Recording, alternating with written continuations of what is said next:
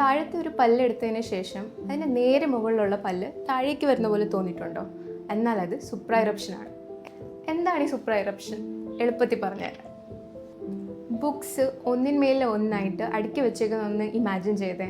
അതിൻ്റെ ഇടയ്ക്കൊന്ന് ഒരു പുസ്തകം എടുത്ത് മാറ്റിയാൽ അതിന് മുകളിലുള്ള പുസ്തകം സപ്പോർട്ടില്ലാതെ താഴേക്ക് വരില്ലേ?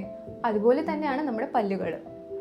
ഒരു പല്ല് നഷ്ടപ്പെടുമ്പോൾ അതിൻ്റെ ഒപ്പോസിങ് ടൂത്തിന് കടിക്കാനുള്ള ആ സ്റ്റോപ്പിംഗ് പോയിൻ്റ് അല്ലെങ്കിൽ റെസിസ്റ്റൻസ് നഷ്ടപ്പെടും. ഇങ്ങനെ വരുമ്പോൾ ആ പല്ല് അതിൻ്റെ ഒറിജിനൽ പൊസിഷനിൽ നിന്ന് താഴേക്കോ അല്ലെങ്കിൽ മുകളിലോട്ടോ ഷിഫ്റ്റ് ആകും. ഇതിനെയാണ് നമ്മൾ സുപ്രാ ഇറപ്ഷൻ എന്ന് പറയുന്നത്. ഇത് കാരണം പല്ലുകളുടെ വേര് എക്സ്പോസ് ആവുകയും സെൻസിറ്റിവിറ്റി കൂടുകയും പിന്നെ ഗം പ്രോബ്ലംസ്, ബാഡ് ബ്രെത്ത്, എന്തിന് പല്ലുകളുടെ അലൈൻമെൻറ്റ് തന്നെ മാറിയേക്കാം. അപ്പോൾ ഇങ്ങനത്തെ ഒരു സിറ്റുവേഷൻ പ്രിവെൻറ്റ് ചെയ്യാൻ നിങ്ങൾ പല്ലെടുത്തതിന് ശേഷം ഡെൻറ്റിസ്റ്റിനെ കണ്ട് ഇംപ്ലാന്റ് അല്ലെങ്കിൽ ബ്രിഡ്ജ് പോലത്തെ പ്രോസസ്സസ് വെച്ച് ബൈറ്റ് അങ്ങ് കറക്റ്റ് ചെയ്യുക.